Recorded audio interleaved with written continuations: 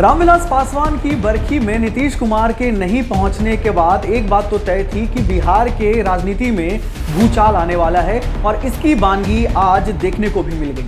दरअसल चिराग पासवान आज एक बैठक में शामिल हुए थे और इस बैठक में नीतीश कुमार मुर्दाबाद के नारे जोर शोर से लगाए गए।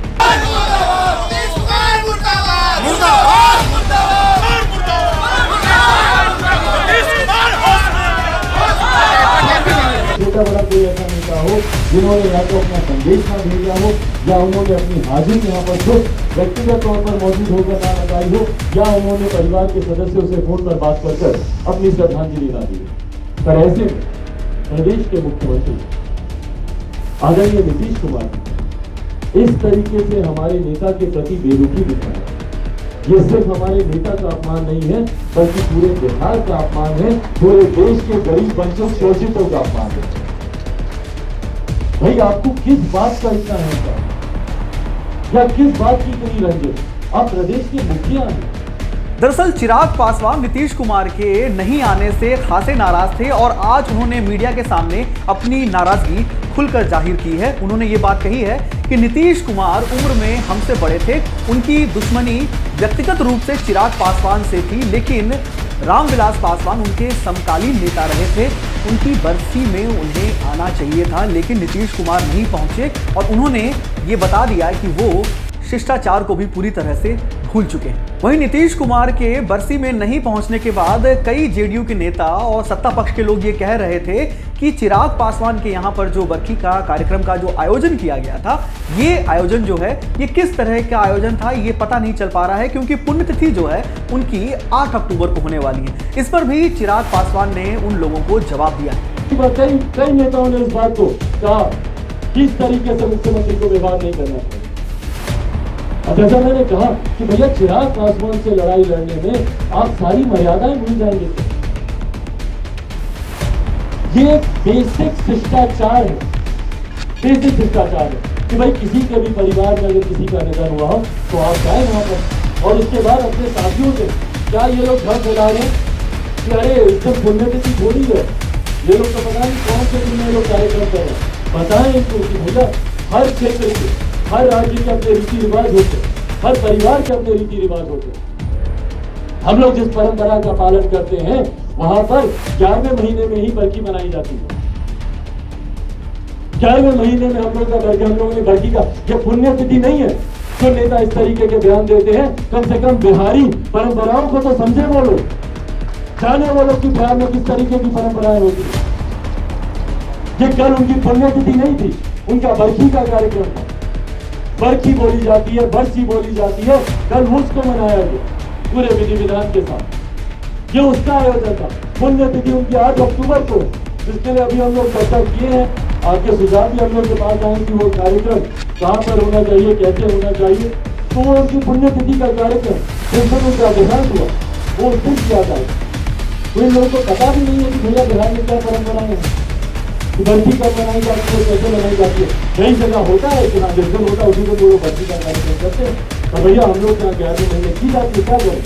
हम इन नेताओं को संतुष्ट करने के लिए अपने पिता का बरखी का कार्यक्रम परंपरा अनुसार नहीं करें क्या?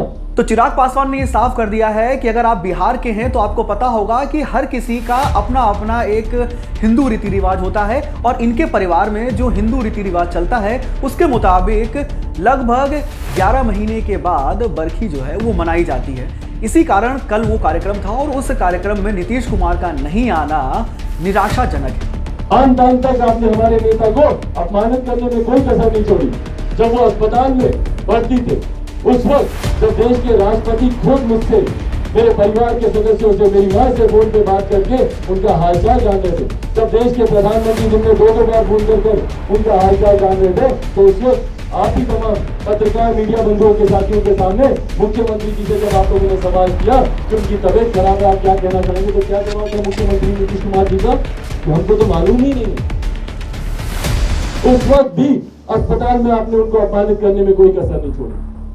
जब आपको मालूम चला, एक बार मुख्यमंत्री नीतीश कुमार जी ने अस्पताल आकर अस्पताल को भूल जाइए, जितने दिन वो एडमिट थे एक बार फोन कर उनका हालचाल पूछना जरूरी नहीं समझा। जब उनका शरीर पार्थिव शरीर यहाँ पर आया, परिवार के सदस्यों से उन्होंने आकर मिलना तक उन्होंने जरूरी नहीं समझा। जब मीडिया के माध्यम से जब ये सब चर्चा हुई तब तो उन्हीं के कार्यक्रम में वो जरूर आया। उसके बाद जब वो अस्पताल में थे उसी वक्त उनका वो वक्तव्य देना, उनकी राज्यसभा सीट को, भाई जिस व्यक्ति ने देश के 6 प्रधानमंत्रियों के साथ कैबिनेट मिनिस्टर के तौर पर काम किया है, जो 69 से निरंतर जीत कर विधानसभा हो या लोकसभा हो वहां पर जा रहे हो, उनको आप एक राज्यसभा सीट की आप पहुंच दे रहे थे।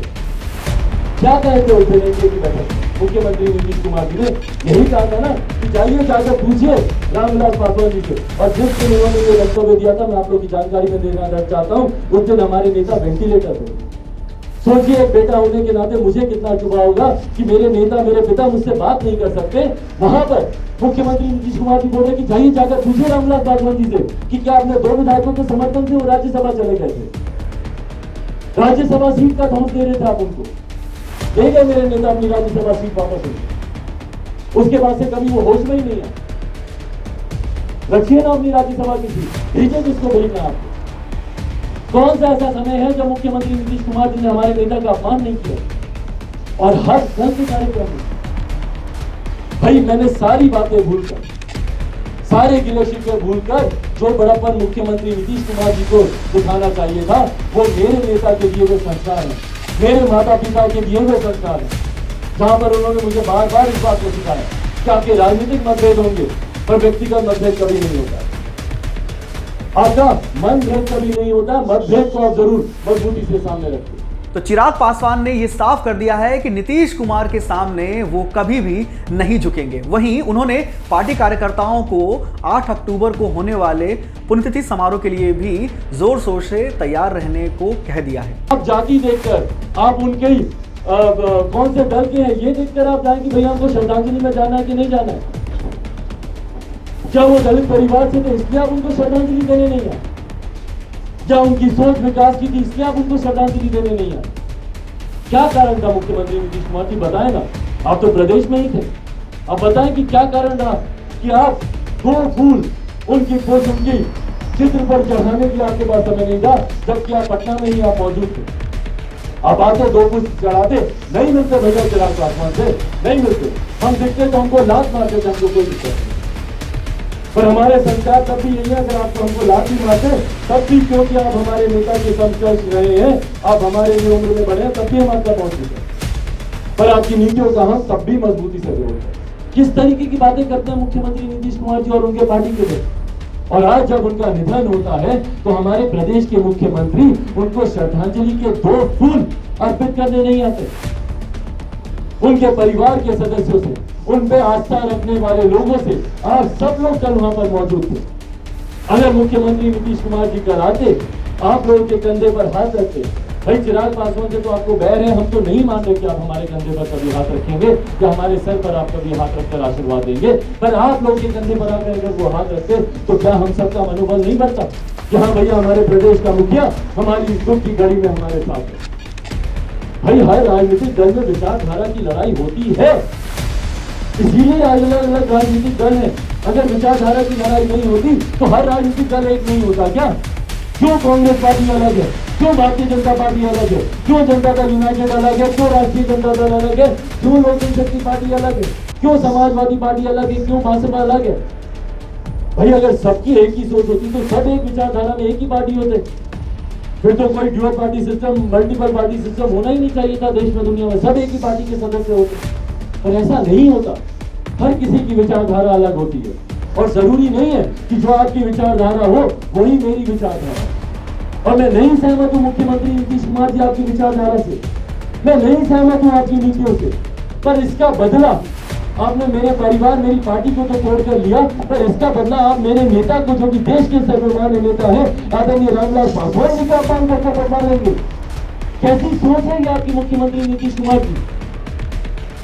मुझे कभी नहीं लगा था, मैंने सपने में कभी नहीं सोचा था कि मुख्यमंत्री नीतीश कुमार जी बदले की भावना में इतने ज्यादा आक्रोशित हो जाएंगे कि वो ये तक भूल जाएंगे कि आप किस नेता का अपमान कर रहे हैं, जो आपके समकक्ष है, जो आपके सहयोगी है। भाई चिराग पासवान से आपको दुश्मनी है ना, चिराग पासवान से आपको बैर है, तोड़िए मुझे, जितना तोड़ना है तोड़िए मुझे, मैं तैयार हूं, आपके सामने खड़ा।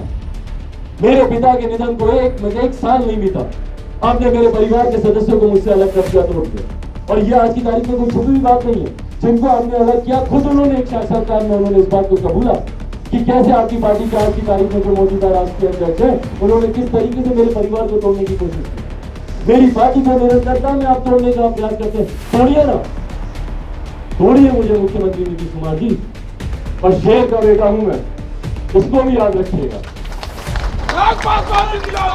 शेर का बेटा हूं, लाख प्रयास कर लीजिए, ना टूटूंगा ना झुकूंगा, और आपकी गलत नीतियों के सामने तो मैं समर्थन कभी नहीं करूंगा। देखना होगा कि चिराग पासवान ने नीतीश कुमार के खिलाफ ये जो बगावत का बिगुल फूंका है, इसके आगे क्या परिणाम होते हैं। देश दुनिया बिहार की हर छोटी बड़ी खबर के लिए आप बने रहें Cloud9 न्यूज के साथ। आपका बहुत बहुत धन्यवाद।